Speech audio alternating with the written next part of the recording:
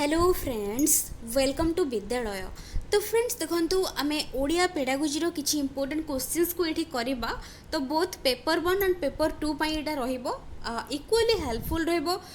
Because आपण मैंने जानी कि ओडिया पेडागोजी रो आपनकर 10टा क्वेश्चन आसुची। तो एक्जाक्टली ए टाइप रो क्वेश्चंस आपण माने प्रैक्टिस करंतु निश्चित भाव में देखा पाइबे। तो एबे चलंतु क्विकली देखि नबा एंड केते स्कोर करूचंती आपण माने। तो मते कमेंट सेक्शन में निहात भाव में लिखिकी जणेबे। टोटल ऊपर 30टा क्वेश्चन रही, 30 रु केते स्कोर करूचंती निश्चित भाव में कमेंट सेक्शन में जणेबे। तो एबे फास्ट क्वेश्चन देखंतु रही, शिशु निजर रुचि अनुजाई अधिक जानिबा पई जेउ पठन करे ताकू कोन कहितांती। तो रुचि अनुजाई जदि करि थाए पठन तो ताकू आमे कोन कहबा। सबले मन रखिबे गोटे वर्ड रुचि अनुजाई आसीबो। तो सेठी आपणकर आंसर मुझे कही रखुची। जो मैंने भी बाछुचंती व्यापक पठन ऑप्शन सी से माने बिल्कुल करेक्ट। रुचि अनुजाई इंटरेस्ट जोटा आमे कहितांती इंग्लिश पेडागोजी रे इंटरेस्ट हैला प्लेजर पई हैला बा एंजॉयमेंट पई हैला। तो सेही जगह रे आमे व्यापक पठन बोली कहितांती। तो ऑप्शन सी ही जिवो करेक्ट। नेक्स्ट क्वेश्चन रही, श्रेणीर पाठ्यपुस्तक पठन केउ पठनर अंतर्भुक्त। श्रेणी रे जो पढ़ा जाउची पाठ्यपुस्तक ताकू आमे को टाइप रो पठन कहि परिबा। तो एठी आंसर कहि रखुची। तो जो माने भी ऑप्शन बी बाछुचंते से माने बिल्कुल करेक्ट। ताकू आमे कहबा तात्विक पठन। किछि गोटे इन्फॉर्मेशन पाइबा पई आमे डीपली गोटे जिंस को पढुचंती सेही जगह रे ताकू तात्विक पठन बोली कुहा जिवो। नेक्स्ट क्वेश्चन रही, सूत्रु उदाहरण को आसीबा व्याकरण शिक्षादान की प्रणाली। तो सब ये मन रखु ये सूत्रु उदाहरण देछि क्वेश्चन रे उदाहरण सूत्र भी दे पारे। तो सूत्रु उदाहरण को प्रणाली हम प्रथम आंसर कर रखु। तो ये मुझे आंसर कहूँ। तो ये जो मैंने भी बाछुचंती ऑप्शन बी जो मैंने बाछुचंती बिल्कुल करेक्ट। बिकज सब मन रखु आरोह और अवरोह प्रणाली आपको एग्जाम रे क्वेश्चन मिलिबो। तो जदि आरोह मिलूची तेबे सेठी रहिबो उदाहरण सूत्र जोड़ा कि प्रथम उदाहरण तापर आसीबो सूत्र। बट जेतेबेले हमर अवरोह आसीबो सेही जगह प्रथम आसीजिबो सूत्र तापर आसीजिबो उदाहरण। जस्ट तार उल्टा एटा आरोह और अवरोह। तो कोटा क्वेश्चन पड़ुची सेटा आपण देखिकी ताको करिवे। इंग्लिश रे जोटा हमें कहितांती इंडक्टिव और डिडक्टिव मेथड जोटा कि rule to example example to rule. तापर नेक्स्ट क्वेश्चन रही, नीरव पठन केउथि पाई आवश्यक। कोथि पाई नीरव पठन आवश्यक। तो ये देखो ऑप्शंस गुड़िक। तो आंसर कही रखुची। तो ये जो मैंने भी बाछुचंती ऑप्शन जो मैंने सी बाछुचंती से माने बिल्कुल करेक्ट। बिकज नीरव पठन आम कि रस भाव सौंदर्य एसबू किसी पाइबानी गोटे जिनसर मीनिंग को आम बुझीपर। तो तेणुक ऑप्शन सी हो करेक्ट। नेक्स्ट रही, अतिरिक्त पाठर पठन पाई केउ पठनटी श्रेयस्कर बा को टाइप रो पठन सबुठारु अधिक जोटा कि अप्रिशिएबल बा जोटा कि कोटा अधिक सबुठारु हेल्पफुल रहबो सेटा तार क्वेश्चन मीनिंग रोची अतिरिक्त जोटा कि पाठर पठन पाई। तो ये आंसर प्रथम कही रखुची। जो मैंने बाछुचंती ऑप्शन बी से माने बिल्कुल करेक्ट। तो नीरव पठन द्वारा ही आम गोटे जिनस को भल भाव में बुझी पारि थांती और जोटा कि अतिरिक्त पाठर पठन पाई हेल्पफुल रही थाए। नेक्स्ट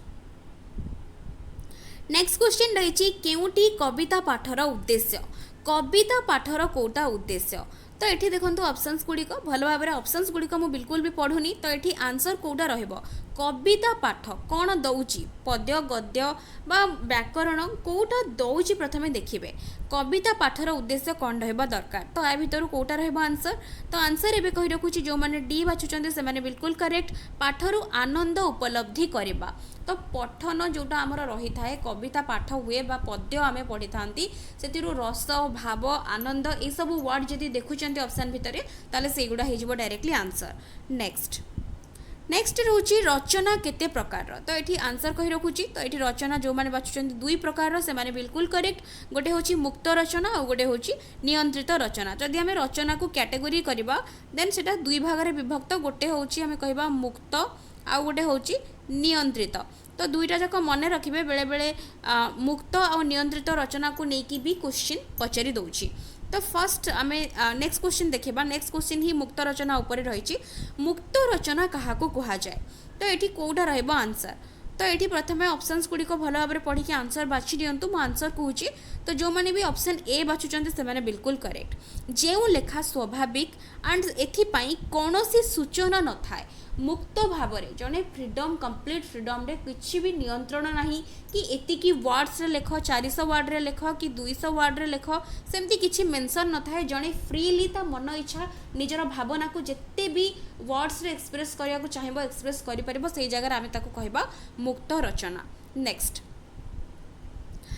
क्वेश्चन रही प्रयोग सोपानर उद्देश्य कौन। तो आमर गोटे थाए प्रयोग तो प्रयोग सोपानर मेन उद्देश्य कौन थाए तो उपस्थापन आमर जितेबाला उपक्रम तापर प्रयोग थाए मूल्यांकन ये सब जो स्टेप्स रोचे तो प्रयोग सोपानर उद्देश्य कहले आमे कौन बुझिबा तो ये कौटा रहबो आंसर। तो ये देखु तो ये ऑप्शंस गुड़िक जहाँ भी रोचे तो ये फास्ट ऑप्शन जोटा कि रोचे प्रयोग सोपानर अर्थ है विषय को आरंभ करवा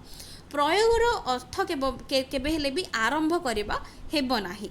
तो ये आमर मेन टार्गेट बा उद्देश्य रोचे कौन ना केते दूर पिला माने पाठ को बुझिले सेटा जानिबा तो ऑप्शन डी ही जिवो करेक्ट। नेक्स्ट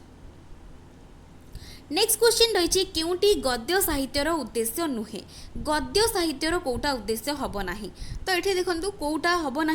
तो ये हम कौटा प्रथम देखी रखु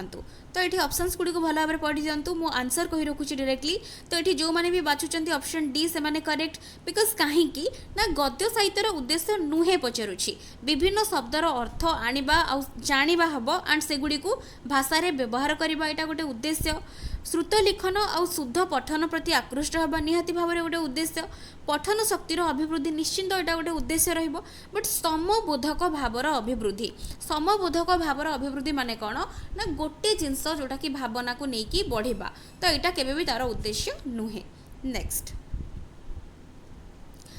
क्वेश्चन रही व्यावहारिक व्याकरण कौन तो व्यावहारिक व्याकरण कौन तो यहाँ हूँ आंसर हो जो मैंने भी बाछुंट ऑप्शन बी एटा प्रयोगात्मक से माने बिल्कुल करेक्ट व्यावहारिक वर्ड रू ही जानीपे जोटा कि केवल प्रयोग होमें यूटिलाइज करुँच व्यावहारिक तो ऑप्शन बी हो जाऊँ करेक्ट आंसर। नेक्स्ट रही शिक्षादानर शेष सोपानटी कौन शिक्षादानर शेष सोपान कौन तो ये देखो जो मैंने भी बाछुंट ऑप्शन डी मूल्यांकन से माने बिल्कुल करेक्ट जेहेतु शेष सोपान देइछि तो मूल्यांकन तो आमर प्रथमे जोटा कि उपक्रम तापर उपस्थापन तापर जाइकी मूल्यांकन तापर नेक्स्ट रही गठनमूलक परीक्षार शिक्षार्थीर केउ उपलब्धि जानी हुए गठनमूलक माने गठनमूलक गोटे जिनस को फॉर्म करा जाउछि तो सी टाइप रो परीक्षारू पिलार कौन उपलब्धि बा केउ उपलब्धि हमें जानी परिबा तो ये जो मैंने बाछुंट ऑप्शन बी शिक्षण पिला केते दूर शिखी पारिछि तो सेटा हमें जानी परिबा बा उपलब्धि करि परिबा। नेक्स्ट केउ जातीय पाठ्यक्रम आधार रे आम पाठ्यपुस्तक गुड़िक प्रस्तुत होईछि तो केउ जातीय पाठ्यक्रम आधार तो ये कौटा आंसर रहिबो जो माने भी ऑप्शन बी बाछुचंती जातीय पाठ्यक्रम 2005 तो सही आधार रे आमर पाठ्यपुस्तक गुड़िक प्रस्तुति होईछि। तापरे नेक्स्ट क्वेश्चन देखिबा नेक्स्ट क्वेश्चन रही केउ प्रकार प्रश्न रे विकल्प उत्तर दिया जाई न थाए विकल्प उत्तर कोउथरे दिया जाई न थाए को टाइप रो क्वेश्चन रे तो ये देखो ये जो मैंने भी बाछुंट ऑप्शन डी जो मैंने बाछुंट से माने बिल्कुल करेक्ट बिकज बाकी गुड़िक विकल्प उत्तर आसी पार बट वस्तुनिष्ठ जो प्रश्न थाए तो से डायरेक्ट तार आंसर गोटे ही रही थाए तो तेणुक ऑप्शन डी ये करेक्ट। नेक्स्ट रही मेलक प्रश्न आम शिक्षार्थीर केउ दक्षता परीक्षा करिपरिबा मेलक मीन्स मैचिंग थाए जोटा कलम ए बी थाए तो सी जगह आम कौ दक्षता पिलार जानी परिबा कि कौ दक्षता तार रही बेटर तो ये देखो ये अवबोधन जो मैंने बाछुंट करेक्ट अवबोधन मीन्स केते बुझी पारिछि कम्प्रिहेन्सिव एबिलिटी पिलार केते रही तो जदि जड़े प्रॉपर्ली बुझी पार नथिबो कोउटा का सहित मैच हबो तेबे से करि परिबो नाही तो बी रहबो एठी मोस्ट एप्रोप्रिएट आंसर। नेक्स्ट रही असंपृक्त शब्द को बाछि पृथक कर तो यही टाइप रो जते बेले रहुछि एटा को प्रकार प्रश्न असंपृक्त संपृक्त जो रही शब्द को बाछिकी अलग कर तो तेणुक ये जो मैंने भी बाछुंट ए वर्गीकरण से माने बिल्कुल करेक्ट तो कैटेगोरी करदब बा जोटा कि अलग करके रखिब। नेक्स्ट मूल्यांकन दुर्बल पिला चिन्हट करबा परे शिक्षक कौन करेंगे जिते मूल्यांकन स्टेप रु आम जो वीक पिला चिन्हट करूचंती तो से टीचर कौन करेंगे तो ये कौन रहिबो आंसर तो ये जो मैंने भी सी बाछुंट से माने करेक्ट तो ये प्रतिकारमूलक व्यवस्था करेंगे बिकज एठी गोटे पिलार कौन तार वीक पॉइंट कौटा रोचे ताकू बाछि सारला परे ताकू प्रॉपर प्रतिकार ताकू दबा आवश्यक तो तेणुक सी हो करेक्ट नेक्स्ट केउटी मूल्यांकन उद्देश्य अटे तो ये देखो ऑप्शंस गुड़ी को भल भाव में पढ़ी रखु तो ये मुझे आंसर कही रखुची तो ये ऑप्शन डी जो मैंने बाछुं से करेक्ट बिकज मूल्यांकन माने आमर इवालुएशन आम कही वर्ष शेष परीक्षा रे केते नंबर रखिला सेटा नुहे जानिबा रैंकिंग करबा ग्रेड दबा यहाँ गोटे उद्देश्य केबे भी हबो नाही बा तार पर्पस नुहे परीक्षा माध्यम रे पिलांग मन रे भय संचार करबा एटा गोटे नेगेटिव स्टेटमेंट तो तेणुकर यहाँ हबनी बट यहाँ देखो पिला केते जानिला तार एक धारावाहिक तथ्य संग्रह करी ताकू विश्लेषण करबा यहाँ हूँ गोटे पॉजिटिव स्टेटमेंट एंड यहाँ हूँ करेक्ट आंसर नेक्स्ट क्वेश्चन रही सामग्रिक मूल्यांकन क्या कह जाए आम सामग्रिक मूल्यांकन क्या कहते जोटा कि समेटिव आम कही तो समेटिव इभालुएशन जोटा कि वर्ष आरंभ हुए वर्ष शेष हुए वर्ष मझिरे हुए प्रति एकक शेष जो परीक्षण कराए तो ये जो मैंने डी बाछुं करेक्ट बिकज आम शेष वर्ड आम जानते बिकज ये तो हम ना सामग्रिक मीन्स सब एंड पीरियड रे शेष होता है बट केवल वर्ष शेष ही जोटा हुए ताकू आम सामग्रिक कहबानी प्रत्येक टॉपिक एंड होची बा प्रत्येक यूनिट एंड होची प्रत्येक इंस्ट्रक्शनल यूनिट बा गोटे जोटा कि आम कही एकक शेष जोटा करा जाय थाए परीक्षण ताकू आम सामग्रिक मूल्यांकन कही तो डी हो करेक्ट आंसर नेक्स्ट रही भाषा शिक्षा पाई प्राथमिक स्तर रे केउ दक्षता उपरे गुरुत्व दिया जाई न थाए तो भाषा शिक्षा पाई से पचारुची कि प्राथमिक स्तर रे केउ दक्षता उपरे गुरुत्व दिया जाई न थाए तो ये जहाँ भी ऑप्शंस देछि तो आमर LSRW आपण मैंने चारिटा स्किल्स जानते जोटा कि श्रवण कथन पठन और लिखन आम जानते ओडिया रे तो ये सब मन रखिए प्राइमरी स्टैंडर्ड पाई आमर लिसनिंग स्पीकिंग उपर दि जाए फोकस जोटा कि श्रवण कथन और अपर प्राइमरी पाई रीडिंग आउ राइटिंग जोटा कि पढ़ा और लिखा तो ये प्राथमिक स्तर में क्यों दक्षता उपरे गुरुत्व दि जाए न थाए तो ये आमर मेन जदि आम ऑप्शंस भितर देखा देन आमर प्राथमिक स्तर पर पढ़ा उपरे सेतेटा फोकस दि जाए न थाए बट ताठू भी मोर एप्रोप्रिएट होची व्यवहारिक व्याकरण पिला को व्याकरण प्राथमिक स्तर में सेतिकी व्यवहारिक व्याकरण ता उपरे फोकस करा जाई न थाए तो डी ही जिवो एठी करेक्ट आंसर नेक्स्ट देखिबा आनंद उपभोग पाई जेउ केउ शिक्षादानर प्रधान लक्ष्य आनंद उपभोग तो यहाँ मुझे अलरेडी आपको एबे कही जस्ट रिसेंटली तो जो मैंने भी बाछुंट बी से माने बिल्कुल करेक्ट पद्य है बा कविता ये सबूर मेन हूँ देखिए ता सहित आनंद उपभोग रस उपलब्धि ये सब वर्ड्स आपण मैंने जहाँ भी हेले पाइबे नेक्स्ट रही औपचारिक और व्यवहारिक व्याकरण मध्य मौलिक प्रभेद कौन औपचारिक मीन्स जोटा कि फॉर्माल व्यवहारिक जोटा कि प्रयोगात्मक बा प्रयोग जोटा करा जिवो तो ता भितर बेसिक बा मौलिक डिफरेंस कौन पचारुछि तो ये आंसर कोटा रहबो तो ये ऑप्शन सी जो मैंने बाछुंती बिल्कुल करेक्ट बिकज व्याकरणर नियम को भाषा रे प्रयोग करबा तो यहाँ हूँ ता भितर मेन डिफरेंस नेक्स्ट औपचारिक केवल रूल्स गुड़ा जानिबा और व्यवहारिक भितर ताकू यूज केमती करा जिवो ताकू जानिबा नेक्स्ट धारणार बोधगम्यता कहले आम कौन बुझी था कौन बुझा जाए तो ये जो मैंने भी बाछुंट भाषा को भल भाव में बुझीपर एंड कहीपर तो ताकू धारणार बोधगम्यता बोली कह जाए कौन सी वस्तु को धारणा करबा नुहे जेकोसी विषय रे नूतन धारणा सृष्टि करबा सेमती नुहे गोटे जिनस को भल भाव में बुझीबा और ताकू कहीपर बा निजको एक्सप्रेस करिपरिबा ताकू धारणार बोधगम्यता बोली कह जाए तो ये ऑप्शन हो जाउची बी हो जाउची करेक्ट आंसर नेक्स्ट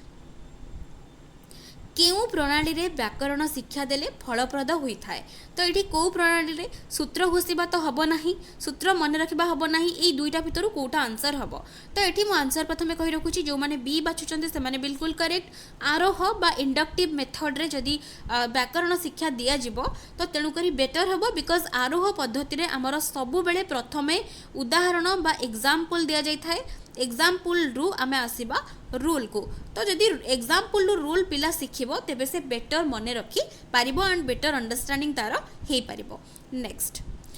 रही आम देश रे भाषा शिक्षा पाई केउ सूत्र को ग्रहण करा जाइछि आम देश में भाषा शिक्षा पाई केउ सूत्र को ग्रहण करा जाइछि तो एठी जो माने भी बाछुचंती ऑप्शन सी से माने बिल्कुल करेक्ट त्रिभाषी सूत्र बा ट्राई लैंग्वेज फार्मूला आमे ताको इंग्लिश रे कहितांती जोथिरे कि हमर फर्स्ट लैंग्वेज सेकेंड आउ थर्ड तीनटा लैंग्वेज पिला जेमिति हेले सिखिबो जोडा कि त्रिभाषी सूत्र रे रहिछि तो तेणुक ये ऑप्शन सी होची करेक्ट आंसर फर्स्ट लैंग्वेज पिलार कोटा हम सेकेंड लैंग्वेज कोटा हम एंड थर्ड लैंग्वेज कोटा हम सब बेले मन रखिए जी जो एरिया फर्स्ट लैंग्वेज तार नेटिव लैंग्वेज बा जोटा कि मातृभाषा रहिबो सेकेंड लैंग्वेज आमर हिंदी आउ नॉन हिंदी स्पीकिंग स्टेट्स पाई वैरी करिबो तो को जगह इंग्लिश रहिबो को जगह जोटा कि अलग जोटा कि हिंदी भी जड़े रखी पारिबो जो जगह कि नॉन हिंदी स्पीकिंग स्टेट्स गुडारे से माने चेंज करि परिबे तांकर लैंग्वेज अकॉर्डिंग टू तांकर जो भी लैंग्वेज रहुची बाहर स्टेट्स गुडा तो से माने तांकर अकॉर्डिंग टू हिंदी आउ नॉन हिंदी स्पीकिंग स्टेट्स को देखिकी से हिसाब से सेकेंड आउ थर्ड लैंग्वेज को चूज करि पारिबे बट आमे ओडिसा रे जदि देखिबा हमर first language Odia second language आमे इंग्लिश थर्ड लैंग्वेज आमे हिंदी आउ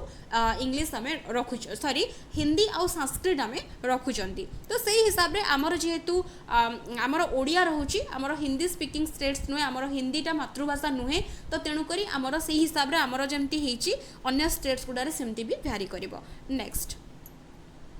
नेक्स्ट रही एनसीएफ 2005 जो रही रे बहुभाषा संपर्क में कौन कहुई एनसीएफ 2005 रे बहुभाषा संपर्क में कौन कहुई तो ये ऑप्शंस गुड़िक देखो बड़ बड़ ऑप्शंस रही तो आंसर कही रखुच्छी जो मैंने बाछुंट डी से माने बिल्कुल करेक्ट घरर भाषाटी प्राथमिक स्तर में शिक्षार माध्यम होगा उचित एठी बहुभाषा संपर्क में कही कि बहुभाषी पिला एकाठी पढ़ा उचित सेमती किछि नाही नेक्स्ट रही बहुभाषी पिला माने श्रेणी मध्यम मानक भाषा ही पढ़े तो मानक भाषा पढ़े नेक्स्ट रही बहुभाषी शिक्षा व्यवस्था उन्नति हेबा उचित घरर भाषाटी प्राथमिक स्तर में शिक्षार माध्यम होगा उचित यहाँ रोचे मेन हूँ पॉइंट जोटा एनसीएफ 2005 अनुसार तो ये बहुभाषी जो पिला माने रही